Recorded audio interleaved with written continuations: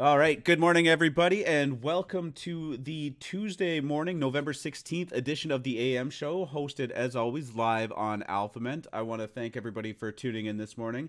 A lot of fresh faces as always, and a huge membership sign up on AlphaMint yesterday, looking really good. Always appreciate new people checking us out and deciding to set up and head on over to the Moon Lounge. So great to see some faces, and we even had some new members contributing in a huge way yesterday. We've got a pretty good show today. Lots happened again. NFTs, crypto, all that stuff. The market is moving and things are happening. As always, I am your host, Clout Cobain, and I'm joined with me by the man whose Baby Apes hot take didn't age very well, Mr. Free Market Capitalist. Hey now. About to be run down on the mean streets of New York by a transport truck. So... how was your day yesterday? How are things? You had a good bubble bath, I heard, in the middle of our live voice chat yesterday. Yes, my day was very good and relaxing after the show. The show ran a little long, and it was worth it because we had some great analysis towards the end on WETH offers. My day was pretty great. It was kind of a busy one in the NFT world and a bit of a pullback in crypto land. Yeah, that's a great place to start. So we're going to lead off with, as always, a little quick overview on the crypto market as it does affect NFTs.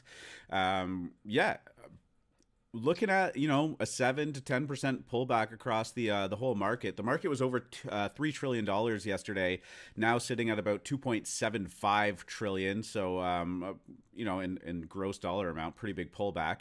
Bitcoin hovering just over 60,000 right now. Ethereum pulled all the way back to about 4,200 before bouncing a little bit. But it's always funny listening to the mainstream media describe this as a bloodbath, and 10% pullback is just what I call a Tuesday in crypto space. So nothing to be alarmed about yet.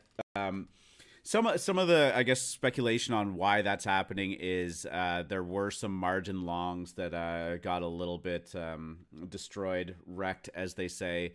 Things dumped a little bit down to Bitcoin for the first time in a little bit, dropped below 60,000. Also some speculation that the infrastructure bill being signed yesterday has to do with this, but I think everyone saw that coming. Everybody knew it's happening. The roadmap for that to have some impact is still over a year away, and I think that was typically baked into the price already. But I don't know. You got any thoughts about that? Yeah, I mean, we call these known unknowns in the traditional markets, but anything you know about is already priced in. Believe me, you're not getting anything earlier inside if you're figuring it out on Twitter. All right. So these type of things are not what's affecting it. It's short-term market mechanics that affect price on a daily basis. It has nothing to do with the long-term story about whatever the underlying asset is. That takes a lot of time to play out. And as we know, there's plenty of volatility in between. This is not a fun pullback, but it certainly doesn't feel like one of those oh crap moments. And Twitter is always a little more exaggerated than other assets. So, a 10% pullback is like a 2% pullback in the stock market. And that's where we are. It'll be interesting to see because we always say that when Ethereum starts to have a big run up, NFTs take a beating. Well, when Ethereum starts to draw back a little bit, do you think that NFTs go up, or is it just like completely uncorrelated? And right, we're just looking at the tea leaves. It's correlated in the terms of money rotation, but it's not correlated in the terms of it's more expensive in USD, which is how people tend to frame it. Which is why I say it's always a transient effect. It's not a long-term rotation out of NFTs. It's a short-term rotation into spot. And over the last 3 years, it's come back into NFTs harder every time, though we just don't know if it's going to be 2 weeks, 6 weeks, 2 months, 6 months. We've gone through 8-month bear markets in NFTs where this is not a bear market. Like, I still get offers into my email box, right? That never happened. Even back in February, when you're buying and collecting NFTs and seeing all these big sales go off, you weren't getting offers from OpenSea in your email box. It was rare. You'd get one a month, and we're not anywhere near that type of atmosphere yet. So, yeah, definitely. I think that's all we need to touch on in this. You know what? Given the trend that we've been on in the last month, where it's just gone up, up, up, up, up, a little bit of a pullback and some consolidation, I don't think is the worst thing in the world. Definitely, to me, just feels like a bit of a bear trap. Definitely no cause for panic yet. So I think that's all we need to say in that regard. Let's take a quick look at WGMI.io at some of the NFT trends, and we are still deep in the green on the 7-day change. So at least encouraging for NFTs. I think that we're, seeing more and more projects mint out. There was a couple yesterday that did pretty well. In terms of the 7-day trend, the person or the project leading the charge is Void, Visitors of Imma Degen, something I've never heard of. Have you? Yeah, I don't know anything about this project. I know we have some AlphaMint members in it, but I think you were telling me about a really not suspicious but interesting buy. Yeah. Of what, 81 of these things? Yeah, so I when I saw that at the top of the list, it wasn't there yesterday, so it did do about a 20% run up on the floor yesterday. This is a project that dropped about 3 months ago. 2.2 thousand in volume, so it never really saw like a huge hype cycle, but I wasn't familiar with it at the time, and this is my first time seeing it. But looking at some of the activities, seeing what was going on it yesterday, a single wallet just went absolutely crazy in the span of an hour and bought over 81 of these. Now they've since started transferring them around. I'm not going to do any kind of blockchain detective work on this to see what's going on. But it did kind of just lead me to the website, took a look at it. Like, I have mixed feelings about it. The actual NFTs themselves are not amazing 3D work. 3D doesn't play. These aren't overly appealing. I don't know. I can't imagine too many people rocking these as their PFP, but it does seem to be some kind of metaverse play. The video on the website was actually pretty funny. These things are dancing around, and it was pretty high quality 3D work, if I'm being honest with you. But yeah, looking forward into this project, it does seem to tease that something else is coming. There was the Void, there's the Win Lambo, they're kind of cute alien, looks like pets that they had. And a third drop is being teased. So there seems to be something on the horizon. And obviously, if somebody's scooping up 80 of these plus in an hour, they know something. I don't think that I'm going to take a position on this, but if you're looking for a project that's probably you're able to get in low and start to hold for a little bit, maybe this is one. So just something that popped up and I thought was interesting. Don't think we need to talk too much more about that. I don't know if you even have any takes on it.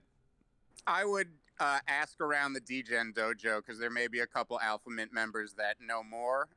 So I know if you were in it, definitely seems like there's some smoke there. So yeah, and where there's smoke, there is typically weed, as Free Market would say.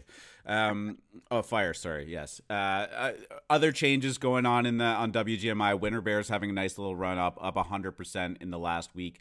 Mecca continues to run up 100% in the last week. We didn't have much Mecca fodder in the last little bit, so not sure if I'm happy or sad to see that come back up. But you know what? Can't really shit on the success of somebody. But look, this is a good case study for anyone to look, right? I mean, you see it in the stock market all the time. Some terrible quarterly report or some awful news comes out about a stock, and for weeks or even a month or 2 months, the thing just gets battered and it gets so low that you're like, this thing's going to go to zero. It's going out of business anytime soon. Everything has mean reversion. Everything bounces back a bit. And Mecca was definitely due for that type of mean reversion. Color me surprised it's gotten as high as it has, but, we could just chalk that up to this new Coinbase effect. If Coinbase tweets out your collection, it's going to see that bump. So yeah, we've had some really interesting discussions about Coinbase and the Degen Dojo, as well as if they can solve some of the issues regarding projects that seem to fall below that 0.02 ETH floor, where a gas is just so expensive in comparison to the purchase price that people can't touch them. And it would be interesting to see as those wallets come online if people start scrounging the floor and if Coinbase makes it accessible for them to. So only time will tell. I still think we have a little bit to wait in regards to Coinbase, but exciting times on the horizon nonetheless. So Other than that, Mutant Cats is doing pretty well. The Bored Ape, Mutant Ape, all that we talked about yesterday, doing pretty well. Stoner Cat's having a good run up too yesterday and on the 7-day trend. So if you look at the 7-day down, not a lot of projects are really striking me as down a lot or even, on the radar of things you should be watching. There's a couple things. EtherOrcs is still a little bit depressed, but I don't think any concern there from the Orc horde. I mean, EtherOrcs is a long play. It's a game. It's active, and there was a bit of interest as the raid started. Zug had rallied a bit, but now Zug has kind of pulled back. Sneaky Ninja, which is one of the whales in Orcs, has a good 100 to get through that he's going to keep dumping on the floor because he's taken a loss there. So he doesn't really care. He's just going to keep undercutting until he gets a portion of his ETH back. So we got to work through that supply. We still like Orcs. I'm not sure if the announcement was made already, but there is a lot of heat around Woodies that they could be the next Coinbase mention. Interesting. So I'm not sure if it's happened yet, but, people always know these things ahead of time. So look out for Woodies, which have been, they had their moment and have been caught up in the crash as well. So that could be another, short-term flip. So I want to just turn our attention to Twitter a little bit while we're still talking about news and really quickly go over a hack that happened to another Bored Ape. We did talk about this briefly either last week or the week before, but it was about a, seeking out a private deal on, a secondary kind of source, right? So, these are high profile NFTs that are moving lots of money around, and a lot of people sometimes source out some buyers away from OpenSea and kind of negotiate a side deal. One of the things that's happening, and for some reason, you probably have your opinions on this, it does seem to be targeted more towards Bored Apes, or at least successful against Bored Apes. But so essentially, two people are negotiating a deal. They try and set up something on what's that site that they've been negotiating through? NFT swap. Don't quote me. NFT trader. Sorry, yeah. NFT trader. Yeah, it was right there. Anyways, so it's not. This isn't actually happening through NFT trader. It's somebody impersonating somebody that's interested in buying on NFT trader. Anyways, they try and set it up, but obviously the deal isn't set up properly on that system, so they get devs involved, and I'm air quoting the devs. These are people that are setting up their Discord profiles to look like the NFT trader devs. They get them onto a video call to try and help walk them through the steps of how to set this up. Of course, they continually run into some errors, and the devs have to start trying to get creative on how to fix this. Shubang made a great point in the Degen Dojo that, like, once you go through step 1, 2, and 3, like once you follow a couple steps, I mean, they have you hooked. Like, you are now just a zombie following the steps that they tell you to do.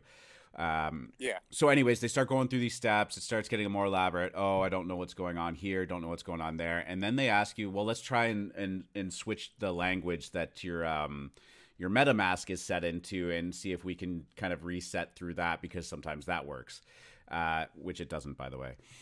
So anyways, they end up, now you can't, they do it in Arabic or whatever, and you can't read it, but now they start walking you through steps and you don't know where you're going, and they get you to basically hit the reveal seed phrase button. They screen grab it, and then, by the time you have any ability to react to it, they drain your account. This person actually on Twitter looks like they're being held hostage. They posted some DMs after saying, we just scammed $250,000 from you. Like, if you want to sign a contract, we'll give you half of it back, and sign a contract saying that, you're going to let us keep half. I don't, I have no idea what the legal ramifications are for that. Like, I don't think that you just get to say, like, I stole this from you, but I'll give you a bit back if you sign on the dotted line. But regardless, sucks that happened. Will be interesting to see how that community kind of rallies around the person to help them out, because I know they have in the past, which is kind of dangerous, because then you open up the opportunity to pretend you got scammed. There were some people saying that this was a tax kind of fraud situation, so I hope that's not the case. But that there's probably no legal ability. You can't claim I your don't money think was so. stolen. Yeah. I'm not going to pay my taxes. you know, this is. Oh no! I don't, Apparently, if you get hacked, you don't have to pay the tax on that. really? Yeah, yeah. Wow. Apparently, that's a real Okay, thing. I did not know that. Oh, interesting. So you know, and I don't want to knock this community. They're an amazing, amazing force in NFTs and are redefining what they are. But maybe they need some sort of community education because you know most of these guys who own apes and weren't really in crypto that much, they came from Top Shot. If people don't know, Bored Apes was born in a Top Shot Discord. By people who were just in love with the whole Top Shot phenomenon. And after that crashed in late February, some guys in there got to building. As we know, you build during bears. And they put together this Bored Ape Yacht Club. So a lot of these guys are not very sophisticated. You can buy Top Shot with a credit card. You never have to interface with crypto. And this was a lot of their first time, experience with a MetaMask wallet and doing this. You don't see this happening to punks for a reason. You know, the people who own punks are devs. These are techies. These are guys who have been in it for a long time. So these guys know who to target. They're targeting apes right now, and you really have to be educated and vigilant. Like, I don't ever, and I mean, I've been doing this a while, I don't ever see a reason to negotiate a deal anywhere except OpenSea, right? You can go into the Discord. You could say, I want to sell this. Maybe you can arrange something privately. You put the address on OpenSea, period. That's the only way you should ever negotiate a private deal, in my opinion. And I know that these other escrow third place marketplaces are popping up. But, I mean, you can just see how easy it is to be socially engineered by these guys. And I don't mean human easy, weakness is the biggest point of attack in any security issue. Yeah, absolutely. So, learn the lessons from these things. Always keep your keys private. And it's just, try to stick to OpenSea. There's almost no reason, even for private deals, to go anywhere else. Yep. It sucks to see that happen. Hopefully it gets resolved properly. But yeah, stay safe out there. And whenever you see something that is just not jiving with you, it's not worth it, 2.5% is better than 100%. Oh, for sure. So, moving on, you brought something to my attention. A little bit of play that you might be looking at is the Burger King responding to fast food friends. You jumped in the DGen Dojo last night and said, take a look at this and maybe buy. They responded to fast food friends. They said, show your favorite friend. Good spelling there. Burger King responded with you. So maybe something to look at there. So fast food friends, when did that drop? I think it dropped in August. This collection has been out for a while. Yeah. It's little peppy frogs in different fast food outfits with different traits. So I was out to dinner when this happened, and I remember the collection in the back of my mind, but I didn't mint it. I didn't know anything about it. But I know how long these news cycles tend to last, and it usually takes about 24 to 48 hours for a mainstream media tweet into the crypto world that then gets regurgitated back into all the news sources and stuff like that. So I thought to myself, well, maybe fast food friends is going to be a play as people see some sort of, partnership with Burger King or a sign Burger King is getting into it. I actually haven't checked the floor because, again, this all happened while I was out last night and I didn't see, but they're little peppies. Everyone's got to have a peppy in their collection. So I thought, I didn't put it in my alpha channel as I hadn't done the DD on this, but I just thought it would be maybe a good, quick response to news type of play. And I thought, they're very cool NFTs, and it may be something there. It may be not, but I think it's a pretty cool. It reminds me of the Fallon thing, right? Yeah. As these mainstream things happen, and it gets eyeballs that wouldn't normally be on NFTs, I think it's only good. Honestly, I like Burger King more than I like Jimmy Fallon, so... There you go. It's actually funny too. I'm looking at the activity on it. So really quickly, just going over it, they dropped back in August. They did actually have quite a run up in October that I didn't realize, but the average price sold in October was 0.75. Wow. Yeah. What's the supply? 5,555. So not a terrible Okay. play. I might actually start looking at this a little bit more. When you dropped it, I checked it out on OpenSea, and the Yeah. biggest reaction to that tweet was seeing Dirty Milk and Charlie buy them. So you can definitely trace back the second that you dropped it in the dojo, just based on those little purchases right there. But yeah, you know what?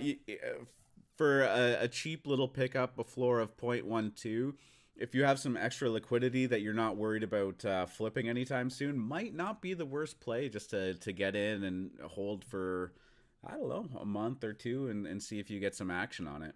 So Anything that had a moment last cycle will have a moment next cycle. Yes, 99% of projects go to zero, but the 1% that don't will have moments again in subsequent cycles. So, you got to have a Pepe in your collection. There's your justification.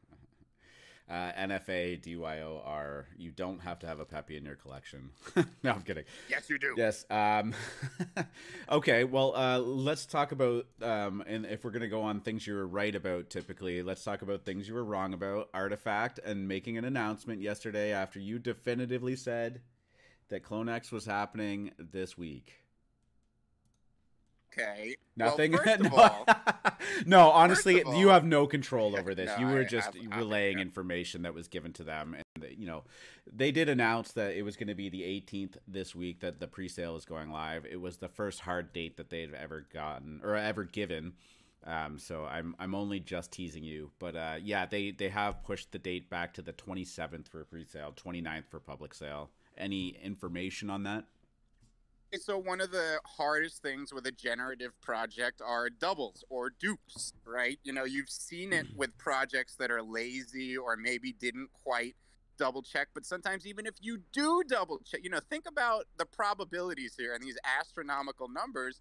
If you get a double, that really is a scar in your collection, because now you have two angry customers and people go, well, maybe there are more, and you don't want to have dupes. So it seems that Artifact was still getting a few dupes. They check every single one with a human being, and they're all checking all thousands again, trying to eliminate the dupes. They gave you the standard, we've been working on this for 5 months, we want to do it right, all that type of stuff. But again, just seems like technical reasons that they're delaying it another week. They did say that the 27th is the final. Like, they made they were like, there's no way it's changing again. I mean, I guess take that as you will. Yeah, you know what? I actually don't like that they did that, because again, you're setting yourself up for disaster. Like, I think you could be a little more ambiguous about that kind of statement. Say, look, we want to make sure that everything is. I think that's was that what Mecha did when they started delaying the reveal for a while? They were trying to get something right. Like, they sold and then the reveal. Like, talk shit all you want about Mecha. I just didn't really love the art. I don't, they were. Let's just say they didn't get it right. No, they didn't get it right. Even with that extra time. But I suppose it could have been a lot worse if they had, released this gen art that was just looking like, if the traits are off or whatever. I don't know. So get the project right. That's all good. But, the second that you put hard dates on there, you're just asking for trouble if you're going to go back on them again. So had they said Q4 from the beginning, nobody would be complaining right now. But first it was, end of September, early October, then it changed to mid-October, and they kept kicking the can until now. So, we'll see. But they've had my 30 ETH locked up for I don't know how long, and I'd like to unlock it. There you go. All right, and then finally, not finally, we have a couple of things to go over, but the big thing that happened yesterday was the rise and fall of Rajesh in the Degen Dojo. I say that a little tongue in cheek. He had he had nothing to do with this, but Rajesh made a great alpha call on the Baby Apes, Little Baby Apes Club. A bunch of people jumped in, and that floor was going ridiculous. Yesterday, it was up to, I think, 0.8 as the volume just kept going and going. The Bored Apes did not say anything negative against them, which, the stamp of approval, blah, blah, blah. And then the wheels absolutely fell off the wagon, and things got ugly. It was it was a bit of a shit show. So Beanie tweeted out, and I'm not sure if he broke it, but it was the first thing that I saw was if you're buying Lil Baby Ape Club, you're gonna get wrecked. It's really racist. There's an urban legend about black people being taken around southern golf courses with jam on their head to keep flies away. Plus, they have skinhead traits. Both are traits that are in the Lil Baby Club, and you pointed out that there was a Third Reich helmet in there as well. One of those things that maybe gets glossed over in the hype, but after a couple hours, people start to share these things, and people start going, like that doesn't seem right. So, the ridiculousness of this doesn't actually end there. As it turns out, there was a contract that was made on the Ethereum blockchain, I think 5 or 6 days before this one was released, that actually had all of the information and the metadata and all of that stuff from this project on there. They silently released it or deployed the contract to Ethereum and did nothing with it because they wanted to do a sneaky stealth drop. But when I say nothing, he didn't even claim the Twitter handle. He didn't make a website for it. Like, there was nothing pointing back to this. Well, somebody apparently caught on to this, copied the contract, all of the metadata, everything, redeployed it under their own, grabbed all of the socials, and launched this project. What the hell? This is the most incredible thing I've ever heard. But the art was all from the original one. So this guy basically was pulling a scam, a rug. It was super successful. He opened a Discord for it. People were in there. He was in there engaging with them. He had basically just hijacked this project. And then all of a sudden people were like, oh, it's really racist. And he just fucking bailed. I stole a KKK manifesto. My bad. Like, you can't write this stuff. Like, so he runs away with all of this money. I don't know if OpenSea will release the secondaries to him or if that's built into the contract, whatever. But yeah, he rugged a ton of money. The floor just absolutely plummeted to 0.004. I think it's probably lower than that now. Haven't even checked. But what like an insane turn of events.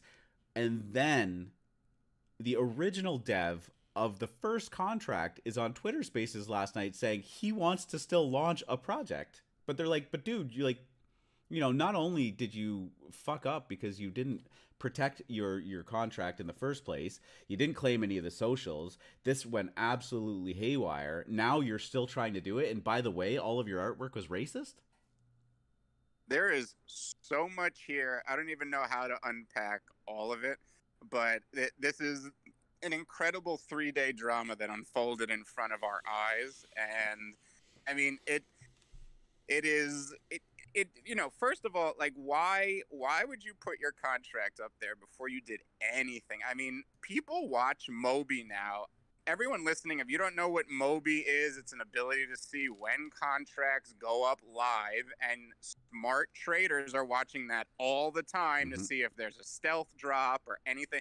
Don't ever post your contract until you've taken care of everything else. That should be the last thing that ever happens in your project. And I mean, but the racist stuff goes without saying. There's no place for it. It's disgusting. And I mean, I don't know how and why this keeps happening, but it just seems that these type of screw ups, while entertaining, certainly are very NFT. It's this unique thing. It really was kind of interesting to see it unfold, but I think those are going to die now. And let's see, though. I believe we're going to now see a baby trend. What now? No, you know what? I mean, I just pulled it up on OpenSea. The floor is back up to 0.15. And I mean, Jungle Freaks rebounded. Oh god, yeah. This isn't surprising. It's like we say with this is a deregulated market, and we already know there's a market for hate. I mean, we see it in every corner of the world, regardless of what the type of hate is. So, this is just unfair. This is why, and I say this a lot, while you want your L1s decentralized, you do want centralization, because this type of stuff shouldn't be sold and abdicated for or verified by OpenSea. Yeah, a tough look. I mean, there was a point in time where like the drop was happening and we were talking about it in the dojo and everyone was like, I can't believe people are still buying it. And then it's like, well, maybe, the word isn't out yet, but like this is a strong rebound, which is kind of disappointing to see. But the person who kind of double rugged, I guess we could call it, on this project was like, they already made off with 100 Ethereum, and let's not contribute more to that. So, on a at least lighter note about it, like there was some wild chat in the Degen dojo, just like in a joking manner, just giving Rajesh the gears about that. But honestly, like we said, there's he has no affiliation with it, and definitely not his fault. But yeah, he went from MVP to normie in about 12 hours there. From we used to say in poker, from penthouse to outhouse, because you could 10x your stack and then be knocked out of the tournament in the next hand by someone with a bigger stack. They say if you come for the king, don't miss, and they did not miss. Rest in peace, Rajesh. From Busto to Robusto, back to Busto. We love you. Great call. That's really the only thing anybody should take away as far as Rajesh goes. Fabulous call. Nothing else had anything to do with it. So great call, bud. If you want to tune in at 5 p.m. Eastern, we will be doing the live Rajesh roast, where we're going to bring on Dirty. No, I'm just kidding. Oh man, old school. That's like throwback. Speaking of great calls, a new AlphaMint Moon Lounge member by the name of Seb made a call on brain drops yesterday, and a bunch of us were in the voice chat. I know Scott was able to mint, Seb was able to mint too, and this ended up being maybe the drop of the day. You didn't, correct me if I'm wrong. No, I was not involved in this one. I was listening from the comfort of my bubble bath as this drop happened, and it was pretty, this is a Gen Art drop, and we know that Gen Art is not very well. This is AI art. I shouldn't even say it's Gen Art because there is a distinction, and this is a different branch. And I would say if Gen starts to get hot again, it's going to be this AI niche that's developing. Gas spiked, I want to say, to 1,000 during the drop. It was one of those things. Yeah. This is a drop by Claire Silver. If you guys don't know her, she's a punk who I've followed for a very long time. Really smart person in the NFT world. This was her drop.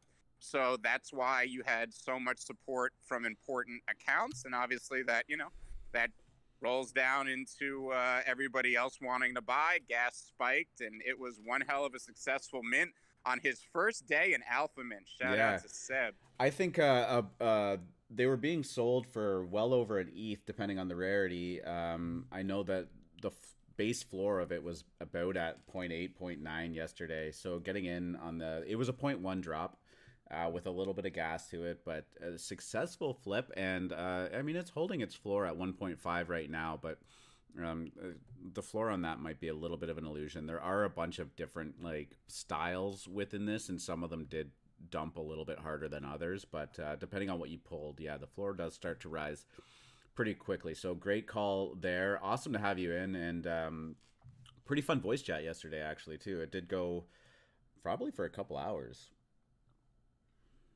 Very cool. I think it was a simultaneous launch with the Fleur token. Oh yes, that's right. I didn't that held my attention for about 5 minutes, and then we moved on. The chart? Did you see the chart this morning? No, I didn't. I knew it was wild after the first little bit. It was potted to shit. Like I can't imagine anybody. Yeah. Let's just say I'll pull the chart up right now. Yeah, if we had jumped in right when the public kind of had a chance. If we jumped in right when the public kind of had a chance, you probably could have 3 or 5x. But if you didn't take your 3 or 5x, you are at a pretty 80% down. No, you know what? I actually don't think you could have too, because I was watching it when it dropped, and there was one bot in there that did the scale up order. It had probably 50 transactions that probably totaled maybe 30-40 ETH in it. Yeah. All the meanwhile, there are people buying in between those, but he's doing these small little. She. No. Whoever had the bot. Yeah, Oh, she. I don't think it was I'm Fleur kidding. doing the bot. I'm Oh, kidding. yeah, I'm maybe it kidding. was. I'm just. I also shouldn't assume that the person botting was a he. But regardless, like they did it because the slippage is so high that you don't want to put in a big transaction and get sandwiched on that transaction. Right. But just tiny little ones. They were scaling up from like 0.05 all the way up to like 0.3, but like all in the same literal second. All the meanwhile, other people are buying in there, and then once it kind of hit the top, they just sold like 50 ETH worth. So I don't think that there was any chance for a profit on that one. And by and large, we typically say stay away from Fleur at your own risk. Yeah, it was a disgusting cash grab by the most famous pump and dumper in the game. I don't think any of us were itching to buy. Just shameless, yeah. Yeah, we were kind of just watching to see it, and it's, you know, they tried to play into the meme thing. ILY, I love you is the name of the coin. Well, fuck you, and that's all I have to say about that. Oh, someone just posted, Flippa just posted that another Bored Ape was a victim of a hack, kept their assets on MetaMask, just pulling this up right now, and they lost 4 Bored Apes. So so $1 million. Just buy a hardware just wallet, shy. please. Just like, if you have a fucking ape, man, buy 4 hardware wallets and split it up. You know, this is $1 million, and this is like magic internet money that is very easy to take from you if you're careless. So please. The hacker pretended to be someone I knew and asked me to screen share my PC. It sounds like kind of the same thing. Oof. We don't have to talk about that much more. I'll follow the story along and see what actually happened. I wouldn't screen share my PC with my mother. I don't know what these people are doing. As I'm screen sharing live right now. Perfect. Thanks. Yeah, I'm gonna get doxxed based on my targeted ads. Liver damage. They're gonna be hanging outside the local liquor establishment, and you're smart. You have hardware wallets. You're okay. Okay, so let's touch on the last piece of big news yesterday was the Ape-In token. Well, the token drop's coming today, but there was a whitelist for it. You know a little bit more about this than I do, but it's Timbaland's project. He's releasing a DAO of, it looks like 3,000 NFTs. They are going to release the DAO token, and this is going to be centered around the Bored Ape universe. Yeah, this is one of the big pieces of news, I think, that came out over the weekend, along with Jimmy Fallon, that kind of spurred this whole Bored Ape mania the last few days. And yesterday during the show, the link to the Discord was dropped, and I know a few AlphaMint members were actually able to get in and get whitelisted for the tokens, which are going to be an airdrop today. So I hope you guys bank. That's really cool. If we look at the whitelist, it looks like it's going to be kind of a traditional production company that is crypto and ape focused. They want to line up acts. They want to support them. And like you said, it's also a DAO. And, you know, DAO is such a misused term, and it's a very hot trend right now. But I really do think DAOs put together by competent, popular people with real missions are going to be a force. I think this is the new template for corporations. And, no, you know, yeah, just like we say with everything, 90% of them out there are going to fail.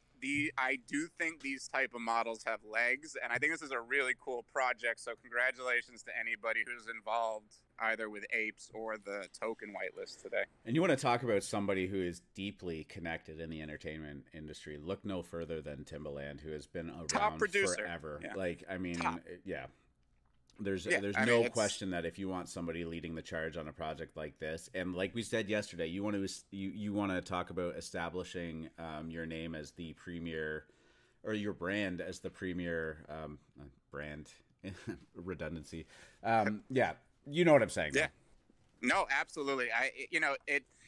I think that when a really large producer who has been kind of at the behest of traditional corporations and Web2 sees this opportunity to decentralize and create the company they want, It's really heartening to see them go after it. So I'll be following this one closely, even though I missed the whitelist by 3 minutes, and I'm still kind of salty this morning. So congrats to everyone who made it.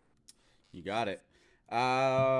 Quick follow-ups from yesterday. We were looking at See My Cats. It is confirmed that Zombies project is starting today at 4 p.m.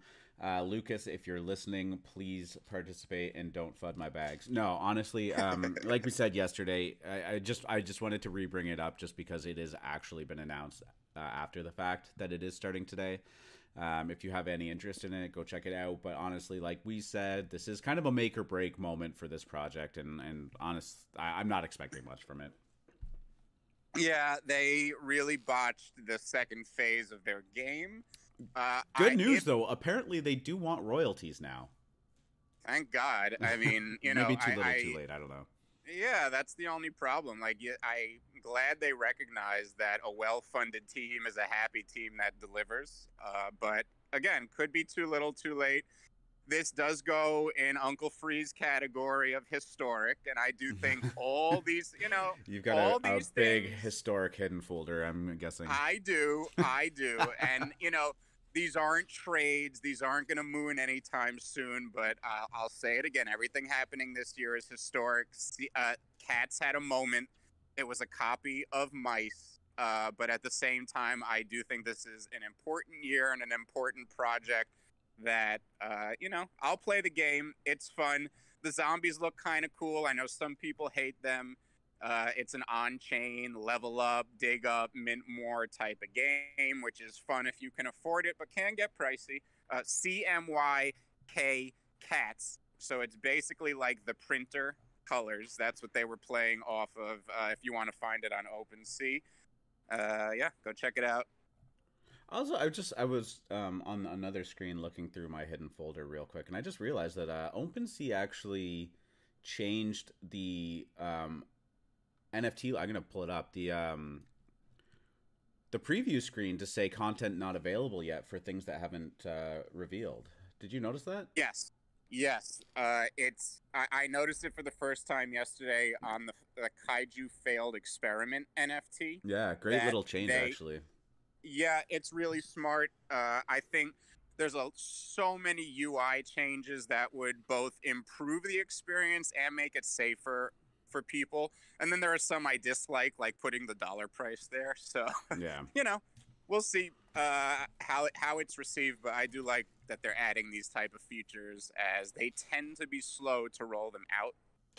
Yeah, for anyone watching, well, this is being recorded for YouTube, but for anyone watching, I'm showing Ice Cream Cat's Parlor. Do not touch that with a 10-foot pole. That is deep in my hidden folder and probably never coming out. So, yeah, and then finally, I actually just had one shout out that I wanted to give.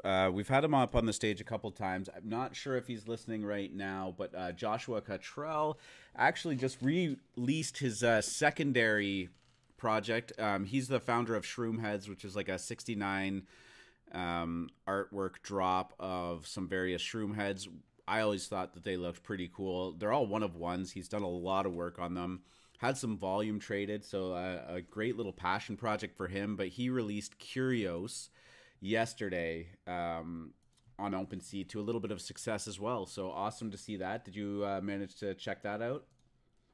I did. I was able to see some previews on my Discord, but I haven't even logged on this morning, and it's one of the first things I'm going to go check out. It looks really cool. I think the one I saw was oh, cool. Yeah, the one I saw was maybe a deer or a cow head within the floating glass dome head, sipping a shroom tea, which is very good, by the way, for anyone that wants to try that. Microdose your way to happiness. Definitely not any kind of advice. No, honestly. Yeah, no. Really incredible art, and so pumped on that new collection. I'm gonna go check it out. Speaking of the man himself, he is up on the stage right now. I saw him raise his hand, so I figured I would bring him up and let him give a little shout out to his work. Tell us about Curios. Hey guys, thanks for the shout out. Sounds like he might have bbeen microdosing him. No, I'm just kidding. Every morning, man. Yeah, I got to do it right. No, no, imbibe responsibly, speak to a medical professional, etc., etc. In a legal state. Set and setting. Right. But yeah, Curious launched yesterday. I just put up, I believe, only 7 of the initial designs, but I'll be putting up more as we go over the coming days. Sold 2, 3 of them, I think, and I'm running a couple giveaways. So if anybody wants to participate in the giveaways, you can come join the Discord, or I'll post a link in the AM chat. But yeah, it's been a cool passion project, combining some GAN generated worlds that I've been playing around with my actual drawing and illustrations. And eventually, I love those backgrounds, actually, man. They look great. Right? Yeah, I know. I was very, very happy with the result. It took a little bit of tweaking to figure them out, but I really like them. And eventually it'll cross over with some of my physical sculptural pieces. So a couple of the current designs will include an actual physical sculpture with the piece. Amazing. Love that. That's really cool. You know what? Honestly, this is a good time to segue. Josh, you can stay up here if you want. That's all of the unless you had anything you wanted to finish off with. To free market. Oh, to me? No. Let's Q&A this. Yeah. So for the new listeners, at the end of the show, we normally run for about half an hour, 45 minutes, then open it up to a Q&A session, and we keep it going for almost as long as we have some action on it. So Josh is could be our first guest up here, but I also see Cass with his hand up, also a new member of the Moon Lounge. So I'm going to invite him up too. Josh, you can chill with us if you want, or you can whatever you want. Cass, what's going on, man? It's good, guys. You okay? I feel a bit more energized today. Yeah, you haven't been up for 72 hours. You got a good night's sleep? Yeah, something like that. And then the missus was telling me about, like, I'm going to leave you. And I was like, NFTs, wife. Oh. I think wife. Oh. I had no option, dude, or there was no babysitter. So... Oh man, I'm gonna completely stay away from this conversation. No, I'm joking. All good. Shout out to my beautiful partner Panushi. Love you. I love my baby as well. I can't even lie, and I had to really grovel. I really had to grovel. Well, yeah, no, there's a few questions really. One, what's your guys' take on the whole AI side of NFTs and AI side of blockchain? Yeah, the blockchain space incorporating an NFT or an INFT or AI in general. Well, so there, like I was saying before, there's kind of a branch off category of generative art called which they term AI, and it's much more let the computer, as do a lot, like throw a picture in or throw some colors in. Give it some parameters, see what the computer comes up with. I think it's going to be the next trend in generative art. As art blocks and these traditional, it's created while you mint things, kind of have a violent, the really bad correction, which are still seeing lower floors even as the rest of the market bounces back. I think the one niche, this AI niche, is going to be very popular. So I would look out for any project with that term in it. I think that is going to be a mini trend in this next cycle. It'll be interesting to see where that it goes too, because they do seem to be getting better and better. Obviously, dealing with art, it becomes a little bit more complicated. But even just like the AI generated copy. Have you seen those? They'll write all of the copy for your website and stuff like that. Like you just put in some parameters, and it's fucking good. Crazy. And like even some of like the music and stuff, it gets hilarious when you start to like let AI write an episode of a TV show or something. But right, it's not quite cohesive there yet. But like when it's like coming to like selling a product or something, it's pretty wild. You would think that maybe that's something that's hard to replace, but it just kind of gets it. The artwork, when I look at it, I still kind of get shades of those like pictures that people put out and like, this is what it feels like to have a stroke. And when you're like looking at it, like you can't really recognize anything on it. Like it's a bit better than that, but like there's just still like that weird like morph to it. I still think that a lot of the artwork is beautiful. Like even just that stuff that was dropped yesterday, the brain drops was like some of that shit looked pretty good. So it'll be interesting and exciting to see where that goes. No, I can also. Sorry. Yeah. So, guys, I was just gonna hop in and say, from an art perspective as well. Like, I think I was thinking about this for my own project, and I think it started very much as a novelty, and it's like a new medium. People are excited. Aesthetics might not matter as much. It's just like, wow, a machine created this. That's exciting, and that was enough. But I think as we move forward, people are going to start to care a little bit more about the craft that goes into training the models that create this art, and care a little bit more about the aesthetics of the end result. And I think we're going to shift in that direction over time here. And I think we're finally getting to a point where it's starting to actually look really good. That's such a great point, because I think that so much of the NFT world is focused on rarities, and for good reason. These are collectibles, so logically the rarer collectibles should go for more. But when we think about the fine art world, aesthetics drives a purchasing decision as much, if not more, than the rarity of the piece. So I think that discrepancy is going to change. To Josh's point, it's a really good point. I'd like to agree with that as well, because looking at it that way, it's all depending on the value of any product is always dependent on the individual that's purchasing it. And if there was a trait or a certain, something, something that people can, or if there's a large proportion of people that can correlate towards one particular thing, that's where the value really hits home. I think it's going to be a really hard moment for people to digest, or maybe it's the turning point when some kind of computer generated art or collection or something becomes more valuable than some, like maybe like a Picasso or a Da Vinci or something, and you have this like watershed moment of people being like, that's not right, like this can't be the way that the world's going. We already see it to a small extent now. We do. Yeah. I guess Fidenzas are right. Well, it's not AI, but like I guess it kind of hand-drawn artists look at a Fidenza and are like, are you kidding me? Yeah. $5 million, I can't get $300. This took me like a week to do, and some machines spit that out. And again, it's always more nuanced than that, but yeah, absolutely. I mean, that's where I think you see a lot of conflict between traditional artists and digital native artists. While we're just quickly on the topic of AI, and this isn't really specifically blockchain related, but I remember a year or two ago, there was a list of kind of professions that were at high risk of being replaced by AI, and it was done by some like VC firm or something when they were looking at investment potential, but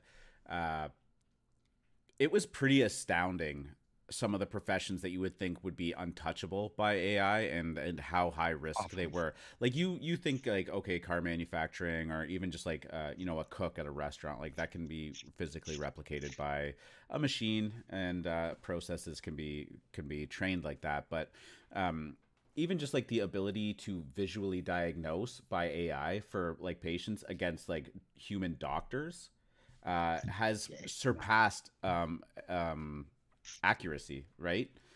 And looking forward, it's just like, okay, doctors' roles might actually just shift into bedside manner and helping people cope and recover and whatnot, right? But AI is becoming highly efficient at diagnosis.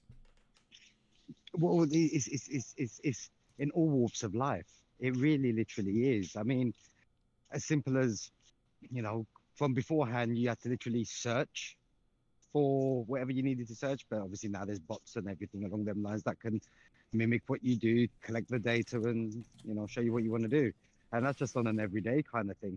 I think because I do photography, using AI equipment for photography and even for drone flying was unreal. When I first played with it, because it literally made me feel like I didn't have to do nothing, just click it. It's a great point. You hear photographers say that all the time. I mean, Apple has devoted a third of their R&D to camera development. Just the machine learning side of their camera sensors that give you a perfect shot by clicking. They don't want you to touch aperture, anything like that. Just click and get a professional quality shot. It's incredible. Yeah, it is incredible. I think the other reason I was going to ask, I don't know if you've heard of an NFT project, but Alithia AI. I don't know it. Do you have a No, link to it? Maybe drop it in the chat. I will do. Yeah, I will Awesome. do. It's a bit of a weird one. So what it is, it's Hologram was all over that in the chat, actually. It's yeah, no, it was so what attracted me to it, you can basically smash this pod with one of 8 NFTs, a Bored Ape Yacht Club, a Pudgy Penguin, Cool Cats, Gutter Cats, and a few others, I can't remember them. Fluff. And it basically turns your NFT into a talkable character. All right. Okay. I'm just pulling it up right now. But and then yeah, it's on this staking stage at the moment. There's level 1, level 2, level 3. Level 1 was minting at 0.1, level 2 I believe was 0.7, and level 3 was 20 ETH. At the beginning, level 1 pod, you don't have anything, so you're meant to stake it onto their website, which does look pretty cool, and train your pod for 40 days. By training it and staking it for 40 days, it will turn to level 2. And I think level 2 is like a video chat, a recorded video chat. Level 3 is a bit more where it's more interactive, but it goes up to 8 levels. The team seem really solid. They don't seem to be in the NFT market as such, like with the hype and the FOMO and the trading as such, but they seem like they've got their own people that were really interested in it, like really interested. And this Mark is like Cuban, I'm looking at the website right now. I'm like, this is like some like deep tech shit where like aims to preserve and evolve culture and collective intelligence of the human species. I'm like, whoa, that's big. It's a big mission really statement. Cool. Yeah.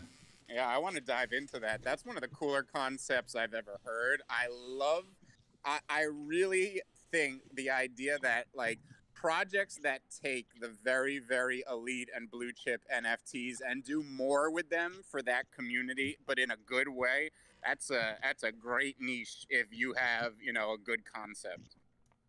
And I think what they're trying to do is once when you've smashed the two together, those NFTs run around in their own ecosystem, where then I believe the outside or the general public then rent out or hire out these NFTs for their own personal use as AI on the go with them. Yeah, this sounds like the bleeding edge metaverse type project. That's pretty cool. I'm actually going to bookmark this and just start to dive in a little bit, and maybe we can do more of a segment on it. I'll send you the whitelist. The whitelist. Yeah, I'll send you the whitelist from their Discord, and I'll send you the Discord link as well. Yeah, please do. Thank you so much. I'm not trying to cut you short here. We got a couple other people with their hands up, but I always appreciate you coming up 2 days in a row. Appreciate it. Yeah, thanks, man. No problem. Anytime. Pleasure. Let's do. I know Matt was up first, so I'm going to invite him up. If you are still interested in coming up, there you are. Hey, how's it going? Good, man. How are you doing? Hey, man. Hey, doing well. Your first time up on stage? Yeah, it is. It is. Yeah. Thanks for having me. Yeah, of course. So I've been inconveniently kind of swamped all the little baby apes things stuff was going on. So I was pretty wild, actually. I was like, okay, I'm going to just buy 1 or 2 in case this becomes like the next big thing. And I actually bought about probably 30 seconds before that link was dropped into the Discord channel, to the dojo. Oh, no. So,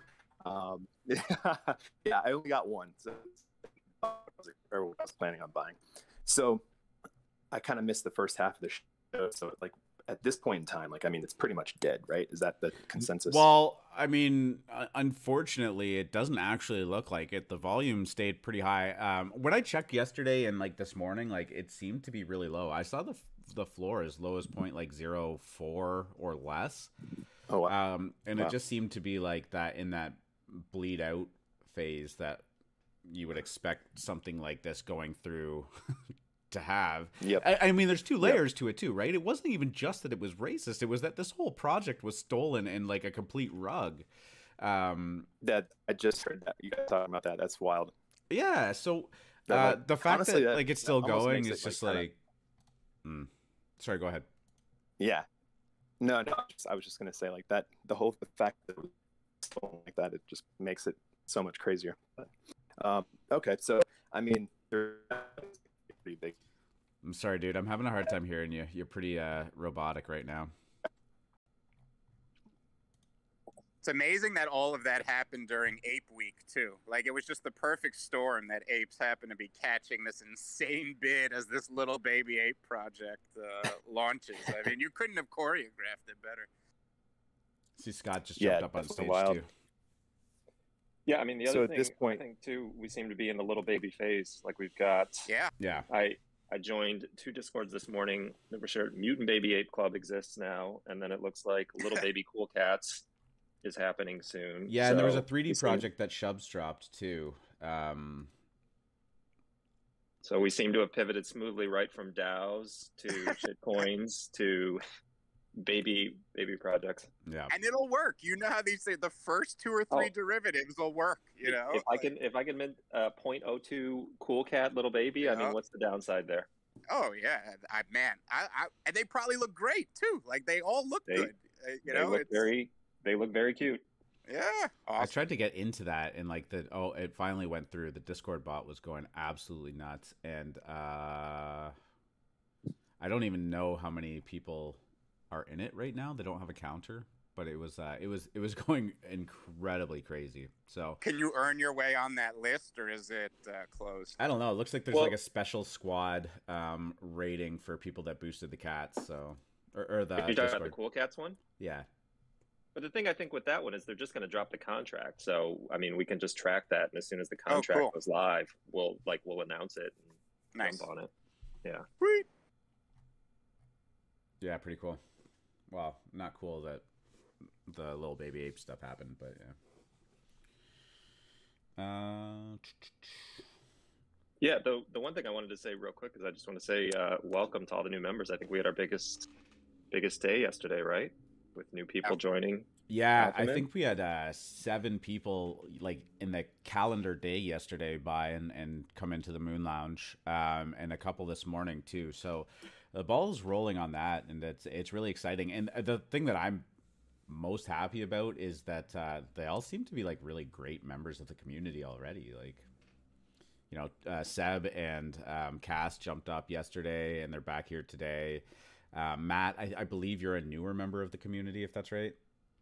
Yep. Yeah. So, I mean, you know, you're up here and like everybody's just kind of participating and hopefully having some big wins early on, or even providing the big wins as Seb did yesterday.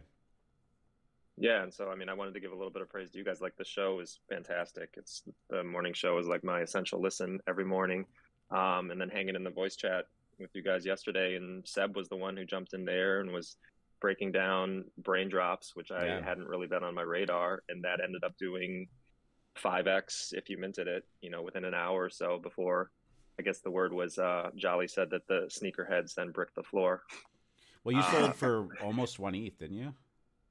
I ended up getting the number 5 rarity of the guy that I minted, which there were, I guess, 3 different artists. I wasn't, you know, like Seb kind of walked through the whole thing. And so his call out was to mint artist number 1, which on his recommendation I did. And yeah, somehow got the number 5 rarity. So thank you again to Seb. Nailed it. Yeah. And I just wanted to like also point out to everybody that's joined, the general chat has been like active too. Like there's been some good conversations going on in there. So it's not, I don't want to say it's all about the Moon Lounge. Like there's a lot of good value in the free areas in AlphaMint, and we're, you know, really encouraged that people have been in there. A lot of people kind of on the fence about whether or not they want to, or they're waiting for some liquidation, but we're not going anywhere. There's definitely going to be time to continue to jump into the Moon Lounge for the time being. So I just appreciate the fact that everybody has found their way to this Discord and is having a lot of fun with it. Absolutely. Thanks, guys, for joining. These last 2 days have been super energetic. And with the market roaring back, this just seems like a perfect storm in the right direction, finally. Oh, the quick question I had for you guys. Did we talk Scoundrels? The art blocks drop coming up today. Factory drop, right?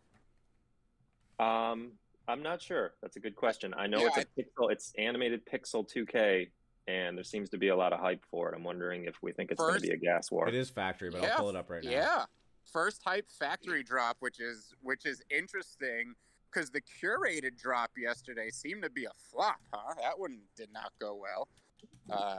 I think people they were minting out at 2, and there were undercutters at like 0.7 or 0.8 right away. In that curated collection, and then I would be pretty heartened if a factory did well today, and there is some heat around it. These are pretty cool art blocks, pixel art. I gotta say, yeah. What time is Scoundrels? 2 p.m. 3 p.m. Yeah. 3 p.m. And it's 0.15 per, so not even the typical Dutch auction that art blocks does sometimes. So. That's God. I mean, this will be really interesting to review in hindsight because that does seem expensive, especially for the track record that Factory has. But they look good. And ETH is down. Yeah, in ETH terms, it's you get a 10% discount. So, and I mean, if it mints out, which Factory has not in the last couple that they've done, but there's only 2,000 of them, so. A nice small supply if it's a successful drop. I was just gonna. Okay, Scott. No, Scott, go. No, I was gonna say pixels are your thing. Like with this, I mean, how important is it that they get the rarities right? On that there are good rares in here because I don't know much about it other than it's Scoundrel pixels. Yeah, I mean, I would think that rarities are going to be paramount initially. And I mean, maybe aesthetics will play a role, but yeah, I suppose it. You know, they opened that Doodles lab. I thought specifically for these type of PFP generative project-looking things. So we'll see. I mean, this is a cool looking drop, and I think there was so much FUD around generative art over the weekend. It could be some sort of exhaustion, despair type of thing on those market charts we always see. So be watching that one closely. Are you going to mint from the tub? Maybe. I'm definitely going to take a bath because it's cold in New York today. So I'll bring the laptop this time, not just the phone. My risky click of the day I saw on the NFT calendar is, and we don't normally look at Sol projects, but it's called Gapes on Sol. Oh no. It is. Oh no. It is pixel art monkey, like ape art, but like in space. No, that's why I'm curious as to why they're called Gapes. But I don't know how far I want to look into this. But in typical Sol fashion, like, just get your own projects, man. Come on. Yeah, we said it yesterday. If you're going to buy NFTs on Sol, at least buy the ones that are, like, original and unique to the chain and aren't just copies of Ethereum. Yeah, unnecessary. The Fidenza one got me a couple months ago. Like, it was, like, literally a Fidenza on Sol. And then Tyler Hobbs was like, dude, like, take this shit down right now. Am I the only one who cut out? Yes. I don't know. Maybe. No, I still hear you. You can hear me? I'm not sure if Cobain is still there. I know we were just going to start to wrap up the show. And thank you, everybody, for coming up. Wait, you guys can't hear me? Did he get rugged? Did we lose him? I think we did. I'll tell you, Discord has just been a nightmare today. We were disconnected 3 times on our private call, so that could have been it. But we do this every morning at 9 a.m. We were a little late today. That's 9 a.m. Eastern. So thank you to all the new members who have joined and everybody listening. Oh, hello. Is that you? That's me. I was just doing. I was doing my best imitation of you. Please take it away. Where were we? Are we done the show now? It's all over. I don't know. I was ending it. I didn't know if there was more. I think we had in business. Another hand? Yeah, one more hand. Okay. One more. My bad. We'll quickly get through this. All right, cool. You got a bathtub to get into, I'm sure. You're running to, but I'm sorry to Matt and Josh, but I'm gonna boot you off the stage. But thank you so much for coming up. Always great to have people hang out with us. What's going on in business? We didn't roast Rajesh. No, you know what? It's all fun and games, but he one of the perks of being a Moon Lounge member is getting to see that in real time last night. So let's keep that behind. Dying laughing. No, you know what? I mean, a lot of it's inside jokes and stuff like that. And, you know, we do record this, so it kind of doesn't translate well. But honestly, like, we gave him the brunt of it last night, and there was some. I was dying of laughter for quite a while there, especially when Wendy jumped in. But it was yeah, it was wild. I mean, I checked this morning, and I think the floor was back to like 0.25 on the Bapes. Like, they just won't die. Yeah, like I was just looking at that, and it's 0.15, and it's kind of just shocking that the volume is. And you know, crazy.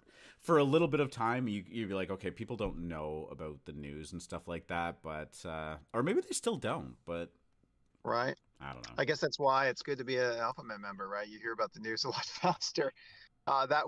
It was funny that happened. You know, I was kind of sharing my experience. We were talking about WETH offers yesterday, and you know exactly what you were like afraid of. Right, like, hey, this is why I'm terrified of it. Happened to me yesterday. The floor dumped out on you, and you got some filled too, if I recall correctly. No, not even the floor. Yeah, I mean, I think the floor dumped, and then like 2.7 WETH of offers got filled on me. Oof. And I was literally in the middle of trying to transfer out all the money to make it so that it didn't happen. And then, like, you know, instead of freaking out, I just kind of looked, you know, checking on the volume. The volume was still there. So I think I had one that was filled at like 2.1 for a super rare fur. I listed it for 2.75 and it sold in like 10 minutes. And then had two that were accepted at 0.2 that I ended up selling for 0.6. So, I mean, that was a great scenario. Actually, I actually did really well on that, on the liquidation of that. So if you're paying attention, even when the bad stuff happens, you can kind of make limits. Important to note that that's not a strategy that's maybe viable if you're not around a lot too. Yes, good point. Very good point. You know, like if you're going to set a bunch of WETH offers and then head to like your 12-hour shift at your day job, like it should be on probably a lower volume project, like trying to pick up some GANs or some BGANs and some, you know, GAPEs or something like that. But yeah, if you're in a volatile market, you cannot leave those unattended for sure. A launch, yeah, you don't want to be doing that around a launch. That floors are moving fast. Also, I think the Shoyu marketplace is launching tonight at 8 p.m. That's interesting. I believe it were 1 a.m. UTC. I don't know what time exactly that is, and they've got like 10 artists, I think, or something like that are launching, that are having their stuff launch on that platform tonight. So that's something to look at. I was kind of watching and saw. I was gonna kind of track and see what happens there.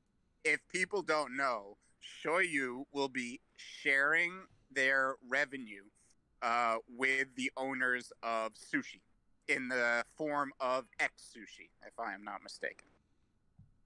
What a time to be alive. It's like X Sushi is the governance token for sushi, or it's their yield. It's their yield token. Like all of these things have a base token, and then the token they give you for yield, which you can then exchange on Curve. I don't even know, but it works for a very large known operation like sushi. It works, but it is the model every shitcoin does copy in that space afterwards. So there's usually two tokens: a yield token and then the governance token. Right. Yeah. So yeah, I'm going to be watching that one, and then I think I don't think you guys mentioned it. The public mint. I think it'll mint out from whitelist today, but that there's some volume on the Cosmic Wyverns. Yeah, I think that's one. Yeah, looking at. Yeah, I aped on that when I saw Sneaky buy 50 of them. He bought like 30 last night. He bought 20 more this morning. It's kind of been floating in between. I think it went as high as 0.9, went down as low as like 0.5. And I actually had a question for Scott on that. I tried. So somebody fat fingered. I think they were trying to list for 0.71, and they listed for 0.071.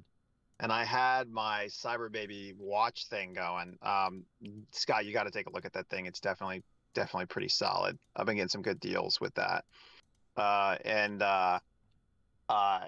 tried, and I think I I had it listed at pretty high, like 400 Gwei, 400, or like a 700 Gwei, 700 priority to grab that, because I think at the time the floor was like 0.7, and I got transaction failed. I went back and looked, and somebody paid 0.44 to get that fat finger. So something I got to remember is if you're going to go for one of those fat fingers, you really gotta be willing to pay up big time if it's a drop where people are paying attention and sniping. Can you talk about Crybaby for a little bit? I think that would be interesting for people So, listening. yeah. So we got some new people. So if for people that don't know, Cyber Babies is an NFT that you can buy. You can check out cyberbabies.io. That they have a suite of tools. One of which that they're known for is their buy it now. It allows you, if you like to snipe instead of, if you're more of a buy stuff that's on the market versus you're not comfortable minting yet. That tool basically downloads rarities into OpenSea so that you can, via a Chrome extension, so that you can see rarities. They're always they calculate it differently. If a collection has weird metadata, it can be screwed up. So you got to take it with a grain of salt. But then you can see like rarity 100 right there.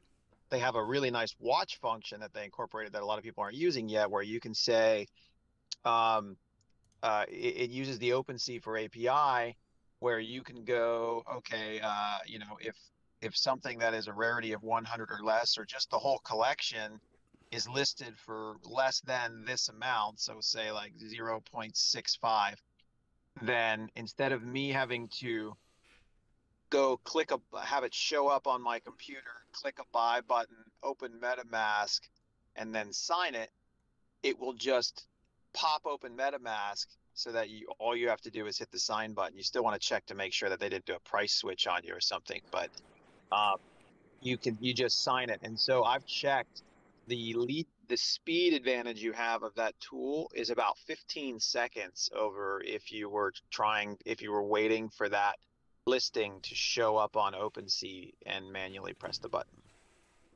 That's pretty incredible. I'm gonna look into this. What's the floor on that collection? It's like 0.25. 0.24. Yeah, I think what might be interesting is if we get Clout and FMC one, and then maybe do like a tutorial or a video on it, because like I know what you're saying in business, but I mean I haven't even done the updates because they push so many updates. Like they're a very active dev team, and they're from they're a sneaker bot background. But it's one of those things where like maybe we could make a tutorial on it or something, because I don't think they really even have great video content on how to use. They have terrible video. Yeah, they're devs. So the fact that Scott doesn't even use the watch tool, and I think you have 3 Cyber Babies, right? Yeah, I mean I minted like 10 of those things. Did you? So they're an awesome community. They're super active and they are sharp devs, but like just as far as making explainers on how to use the tools, I'd rather get because it's like their tools are good and they've got this flash bot coming out too. I'd rather get Clout and FMC ones so that they can like play around with it, and we make a video for AlphaMint members on maybe you can weigh into, because you're actually making money off of their tools. Yeah, I did. I mean, I used that for the the baby ape thing, and did really, really well on that. Basically opening up multiple windows and saying, if like from now on, when I'm just doing other stuff on my computer, I'm absolutely going to have one window that just is essentially listening for a fat finger. So like if there's if the floor is, 1 ETH or something like that, I'm going to have one window open that's like anything below 0.15. I want you to open that MetaMask and just let it rip full send on the gas, because that means, if that happens, somebody was either trying to do the scam listing, right, where they're going to try to flip the price on it, or they accidentally listed it too low. Can you beat them to the delist though? What was that? Can you beat them to the delist?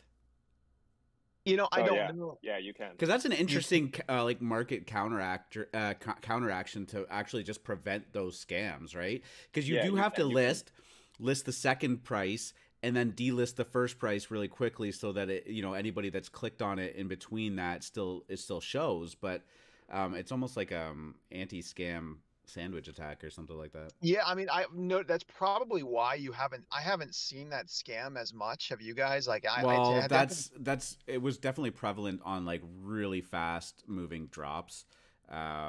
and we just haven't seen a ton of them lately. So maybe that's why, because we haven't really seen a lot of fast moving lately. That's what it is. But it was interesting to see that, because essentially, if you can, click, I mean, it is to the point where instead of having the 3 clicks, if you're using the watch function, you basically get a beep, and then I just look at the price and I'm like, yep, just hit send. So it's within 1 second of the OpenSea API watching it every 1 second.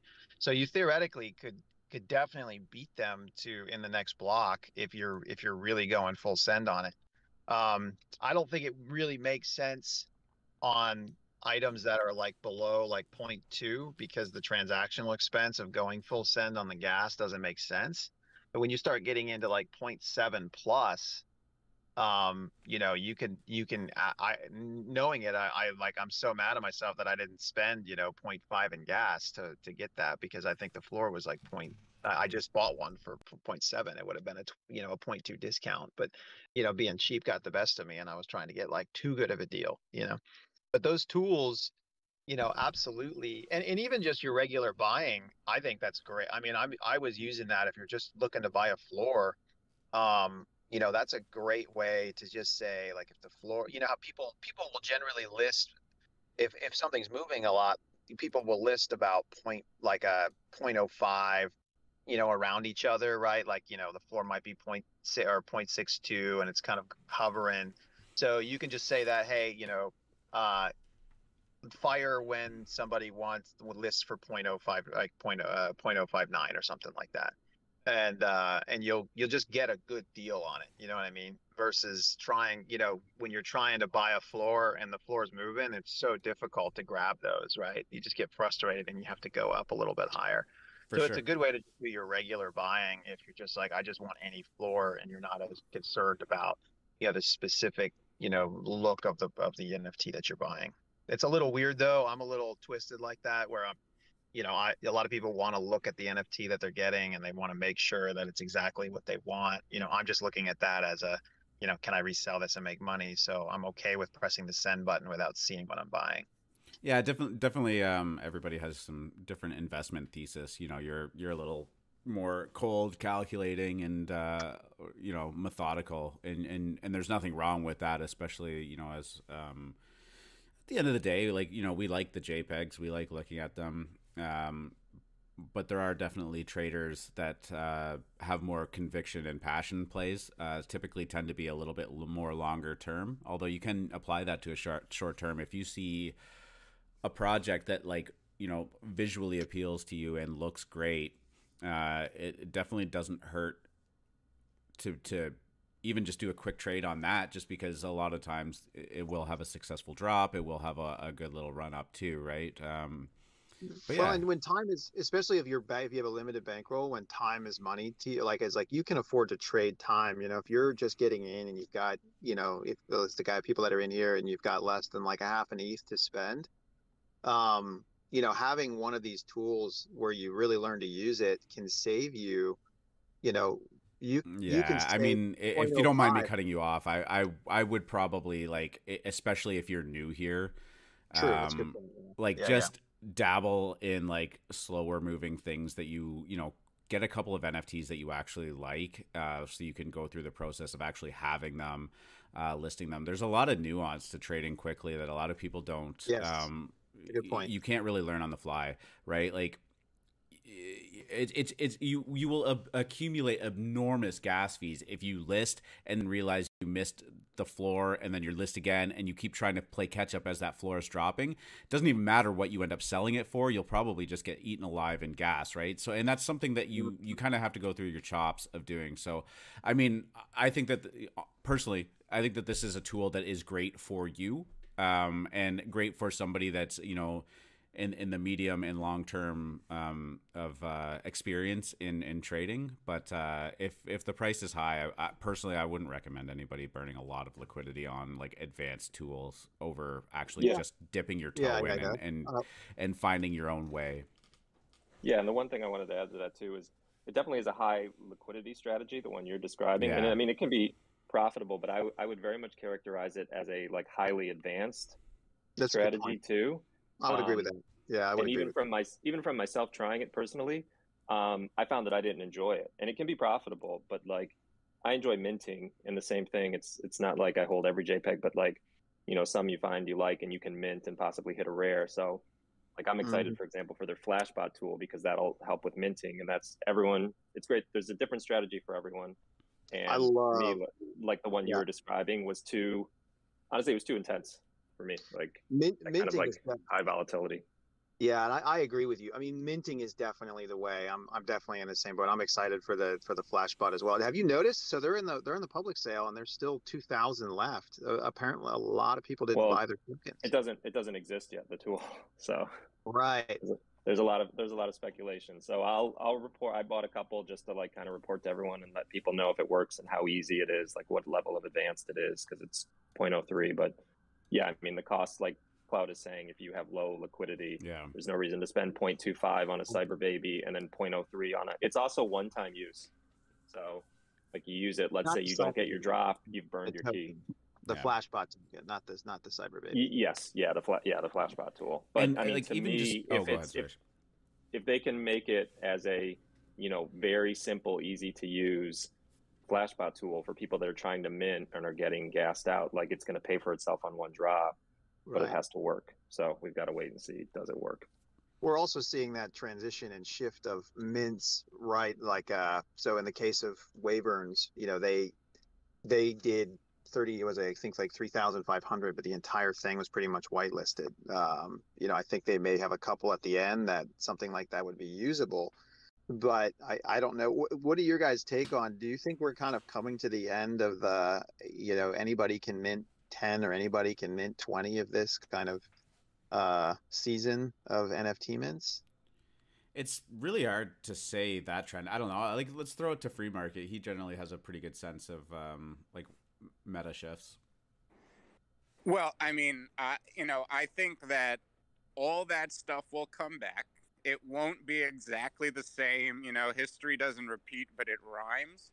So yeah, it all just looks so bad because we're in such a low volume pullback that's barely, you know, starting to tick up. But I think that will be around again. I mean, I don't think most NFT traders are sophisticated or using this equipment. And I think that, you know, I do think those larger mints will come. The ability to, you know, mint 10 at a time, yeah, that's going to come back. I think when mints come back and volume comes back, it's just money rotated out and is on the sidelines right now.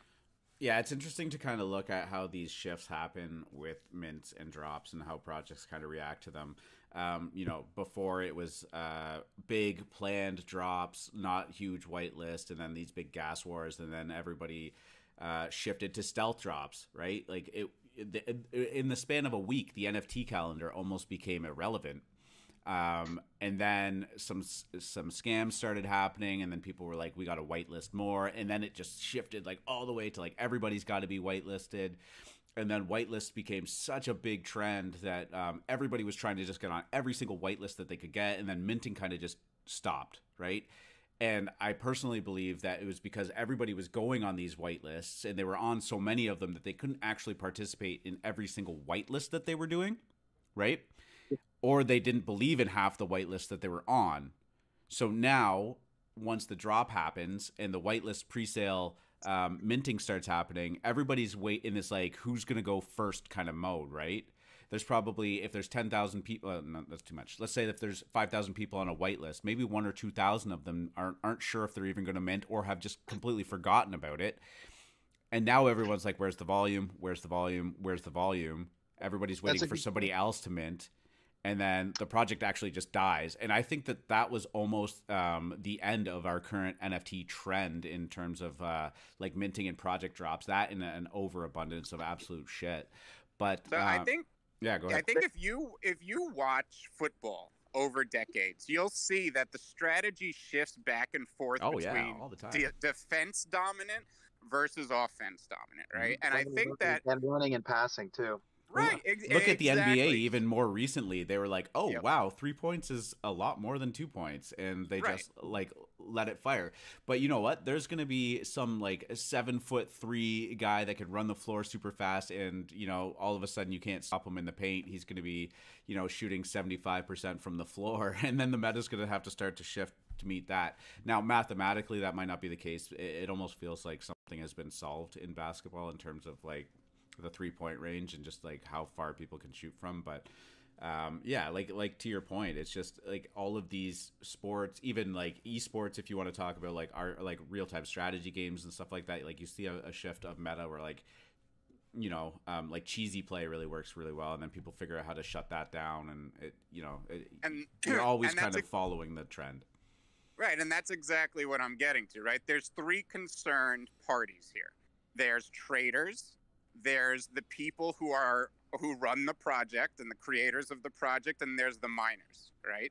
Now, everyone's trying to get the largest piece of the pie, and as the trends change, that strategy shifts, and each party is a smart, rational player in this game theory. And that's really what we saw happen, right? As miners were the ones taking a lot of money early, traders adjusted and projects adjusted to that. And it got to a point where projects were able to pull as much of the gains forward to their mint as possible towards the end by whitelisting everyone and basically eliminating gas wars and public sales. That was never sustainable, especially when the market was eventually going to pull back. That's what it did. Everyone's in disarray. Everything's resetting. Some people win this week. The other party wins the other week. I think when it comes, you know... I was going to jump on that as well with the whole Sure. project side of things. It doesn't make sense for a project to let people do mass transaction, big mint transactions, because like now you have like a MEV situation where your entire project is owned by one person, and now your community is fucked because they're just going to get dumped on. So like it literally makes zero sense to continue that trend. I think we have enough market data now where it's not advantageous to projects. But then again, obviously, if you want to, you know, get your royalties and have people trading in your project, you got to, you know, control that as well. Can I play the devil's advocate to that point though? And I'm only just doing it. I wanted to play the devil's advocate on that one, actually. No, go first. Go first. No, and I want to preface this by saying, like, I actually agree with Drip Cult, but like, if that is the response, then I could also see how the meta would shift to buy. But go ahead. No, I agree with him as well.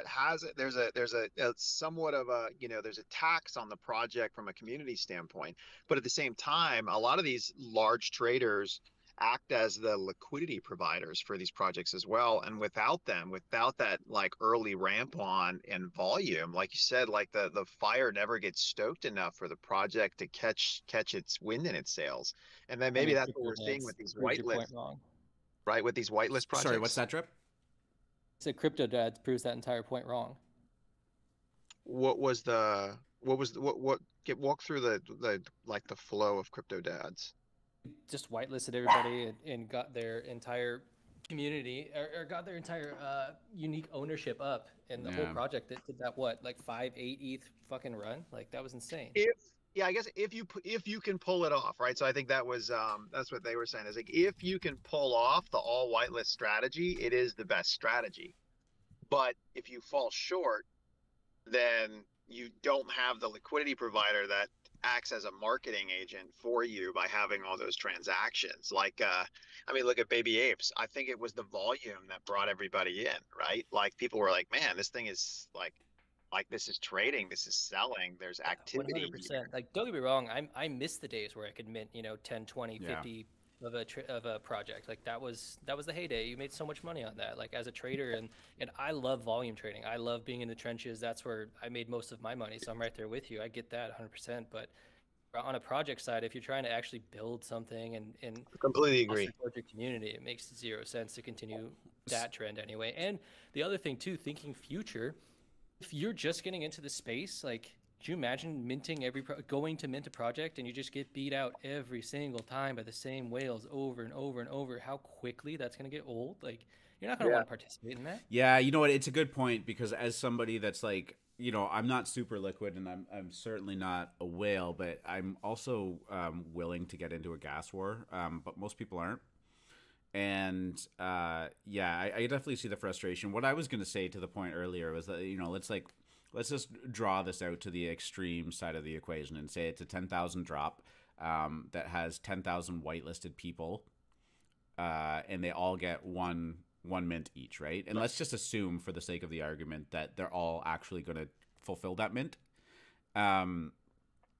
What happens is the drop, I think, will go down, and everybody only gets one of these, and now they don't want to release it, right? So now all of a sudden the floor goes very high on small amounts of volume, and immediately everybody that was on the outside looking in, trying to get into it, has no point of entry, because the community has decided to make a core group of diamond-handed holders, right? And I just wonder if maybe that kills the short. You're kind of describing orcs right now. That's exactly what happened with orcs. True. Yeah, actually, that's a really good point. Now, I wasn't really like orcs kind of provided their own liquidity as you started to mint more, which was a trend in and of itself. But yeah, you're right. Like I guess at the end of the day, like, do you think that was long term good for orcs? I mean, it's still a project that's doing well and it's got activity. I mean, it was short term. It was good for. Oh, I guess they had no royalties, huh? So no. Who knows? No, there's tons of like interesting discussion that can, and that's why I just think that like there's no right answer. It's all like in this point in time that this might be the optimal way to do it, but that might not be great 2, 3, 4, 5 weeks from now. And I think that that's why a lot of projects that you think were going to do well they didn't end up doing well, because they're trying to play for the meta, but they're not dropping for 3, 4 weeks from now, and then they don't pivot, right? Yeah. I think free market laid it out perfectly. It depends on what camp you're in. If you're a trader, if you're a project owner, or it does feel like this like big 3-way tug of war where like each point in the meta is better for one of those individual groups, and they're all kind of trying to fight for their own their own successes. So, but yeah, you know what? Honestly, amazing discussion. These shows are now getting into over an hour and a half long, because people are jumping up here and coming and having these discussions with us. So I know that I appreciate that a lot, and I know Free Market and the AlphaMint team does too. This has been a lot of fun, and the growth in the Discord in the last couple of days has been absolutely outstanding. So we appreciate that, and we look forward to having more and more people join up with us. So as always, like, feel free to reach out to any of the team members or the mods if you need anything, if you have any questions. But it's a really exciting time for NFTs, for crypto, and of course for AlphaMint as well. So do either of you two have anything you want to close off with? Good luck at the tables, D-Gen. Drip's good. All right. Yeah, and as I've said before, we do record this, so if you missed any of it, if you want to go back on past episodes, or if you can't tune in, we do this Monday to Friday, and we record them all. They go up on Spotify, Apple Music, and YouTube. And if you watch on YouTube, I do have the browser up, and you can follow along with me for some visuals. So great to see some numbers coming up on that as well. And if you want to just give us a little bit of support, just go check it out and hit the subscribe button. Definitely helps with the algorithm a little bit, but if you don't, it's up to you. So anyways, for myself and Free Market and everybody at AlphaMint, thank you so much, and we will do it again tomorrow, hopefully at 9 a.m.